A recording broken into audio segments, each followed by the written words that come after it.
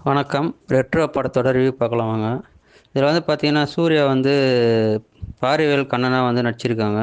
ஆ ஹீரோயினா வந்து பார்த்தீங்கன்னா, பூஜா வச்சு நடிச்சிருக்காங்க. படம் வந்து பார்த்தீங்கன்னா, ஒரு க லவ் அப்புறமா வந்து பார்த்தீங்கன்னா, ஒரு ஆக்ஷன் த்ரில்லரான ஒரு படமா வந்து சூப்பரா வந்து கார்த்திக் சுப்புராஜ் வந்து ரொம்ப சூப்பராவே வந்து படத்த வந்து டைரக்ட் பண்ணியிருக்காரு.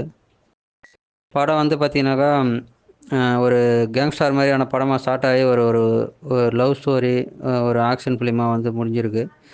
தனக்கு காதலி ருக்மணிக்காக வந்து காதல் கொள்றாரு வந்து அ பாரிவேல் கண்ணன்.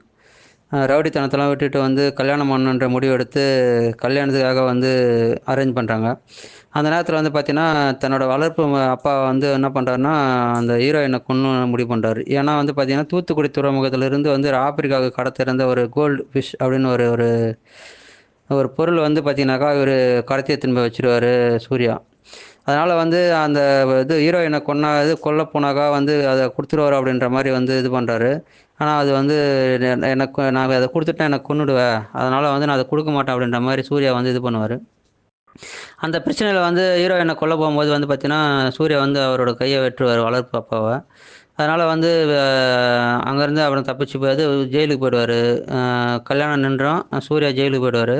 வளர்ப்பு அப்பா வந்து பார்த்தீங்கன்னாக்கா, பிரகாஷ்ராஜ் வந்து ஒரு எம்பி யூனியன் மினிஸ்டரா இருக்காரு.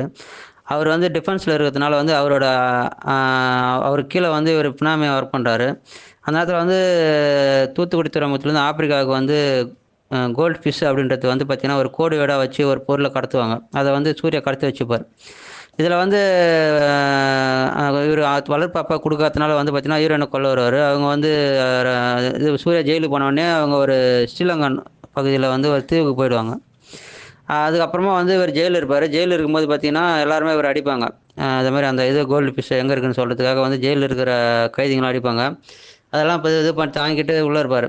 ஒரு கட்டத்தில வந்து பார்த்தீங்கன்னா, இது திருப்பி அடிக்கணுன்றதுக்காக வந்து பார்த்தீங்கன்னாக்கா, இது பண்ணுவாரு. அப்போ வந்து யார் அடிக்கிறாங்கன்றத பார்த்துட்டு, அவங்க அப்பா அடிக்க சொல்றாருன்ன உடனே, இவரு என்ன பண்ணுவாருன்னா, டக்குன்னு அந்த உள்ள இருக்கிற ஜெயில்ல இருக்கிற எல்லாரையுமே அடிக்க ஆரம்பிச்சுருவாரு. ஏன்னா, இவரு செத்தா வந்து பெரிய பிரச்சனை ஆயிடும். அந்த கோல்டு ஃபிஷ் எங்க இருக்குன்னு தெரியாம போயிடுன்றதுனால வந்து அந்த போலீஸ்காரங்களே பயப்படுவாங்க.